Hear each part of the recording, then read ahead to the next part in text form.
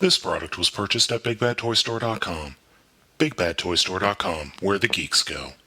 Hello and welcome to the video review of Transformers Power Core Combiners Bombshock. Bombshock is the other 5-pack Power Core Combiners, and he comes with his Destructicons, or Combaticons. As you can see, we have, first off, we have this little Jeep guy. Then we have this half-track with a gun turret at the top. Then we have this little APC all-personnel carrier with a rotating gun turret. And finally, we have the G.I. Joe-inspired missile truck, which has a little bit of an issue. Gravity, namely. So, let's go ahead and take a look at Bombshock proper. Bombshock is a rather nice cannon unit, or a word that I can't pronounce. Artillery. Thank you. Jeez. He has two large cannons at the top, and obviously some missiles here on the side. And this is actually a very nice alternator mode for a Decepticon. I do find this very unique, and I find it very well balanced for a mode like this, and for a figure like this. Now, as you can see, he does have completely rotating cannons, and the reason the cannons rotate is because that comes into play in his other forms. My only drawback with this form is the pegs right here. The designers didn't even try to hide the power core pegs on the back of the vehicle. But otherwise, this vehicle is a very nice, detailed vehicle mode. So let's go ahead and get a look at how the vehicle mode transforms into the robot mode. First, we're going to start off by just coming under here, or actually in the back, unpegging these and folding them straight out. Then we'll come under here and flip these out. Then we'll take this whole unit and rotate it up like this. Take this flap under here, fold it forward, fold the whole unit forward, and rotate the hips. Fold the feet out, stand the figure up, and simply rotate the arms down.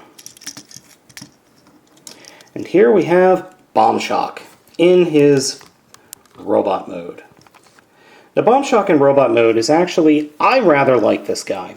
As opposed to his other 5-pack brethren, the Aerial Bot, Skyburst, I really dig this mode. One thing though, it doesn't look like he has any ankles. Well, what you're supposed to do is actually fold out these pegs, these combiner pegs, to act as ankle units.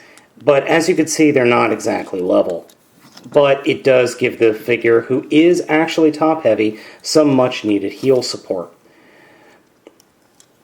So, this guy on his own, I think, is really nice. He has a fantastic head. In fact, out of all the Power Core Combiners, his basic robot head is my favorite. Unfortunately, for some reason, there we go. Forgive the darkness, but it's very gladiatorial and just very, very cool. I just like it, and it looks like this guy would be a Decepticon. Otherwise, his paint scheme transitions nicely. You've got more gray in this mode. Unfortunately, his articulation does suffer a little bit. His arms are fully articulated, which is nice. It's got ball joint there. You can kind of deploy these as punchers, but it really doesn't work all that well. Head articulation is pretty much non-existent because of the placement of the head. He can look side to side. You can deploy the guns in this mode in a variety of different angles. Leg articulation is severely hampered thanks to the bulk of the unit of the figure. You do have some posability here in the legs, but really there's no point. You can get some poses going, but nothing really great, unfortunately. I mean, that's okay, but really, this isn't the strong point of the figure. So let's go ahead and get him in his Power Core Combiner mode.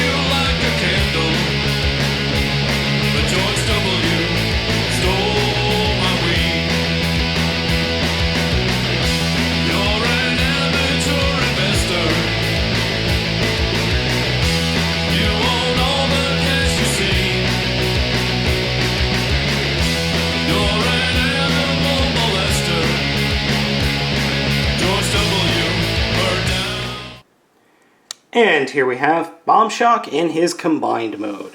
Now, even though I really do dig this mode, and it looks significantly better than Skyburst does, there are some glaring problems with this mode. But first, let's go ahead and talk about the positives. First off, the actual physical bot, the legs and the arms deploy are much nicer than that of the other guy, the other 5-pack, and I actually really like the legs on these, and it feels a lot more sturdy. Plus, the core mode here is significantly better than the plane. The legs actually lock in. There are little tabs right here that lock the legs into place, which is a really nice touch. Plus, you do have some more posability in this mode, in the legs on this guy. Also, I really do dig the just balance on the figure. Okay, yes, he is a giant cannon truck. He has an awesome face, but he's much more better composed. And plus, the guns on the back really do add a nice touch. Negatives, however, and there are a lot of negatives. Chief of which is these tabs are supposed to plug into holes on the arms of the robot. However, when you try to do that, when you try to tab it in, you pop the arms clean off the ball joints.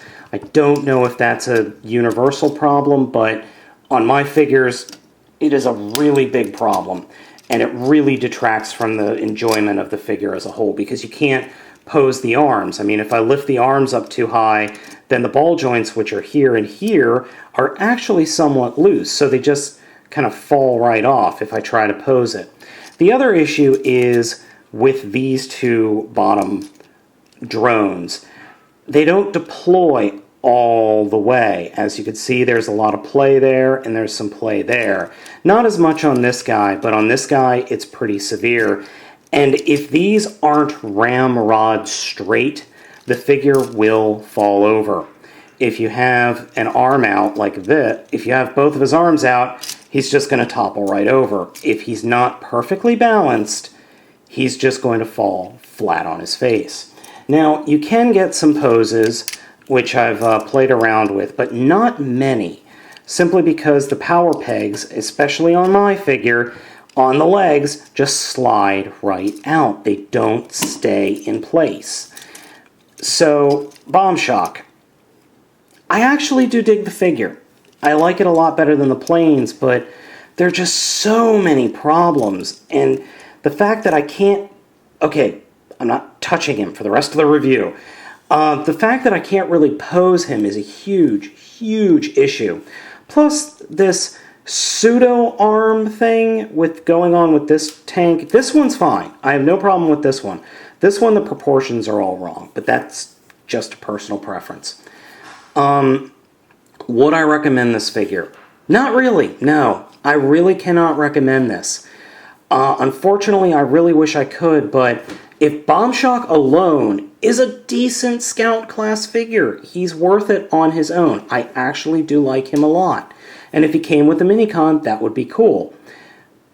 But as a set, I cannot recommend it. I really can't recommend getting him as a set.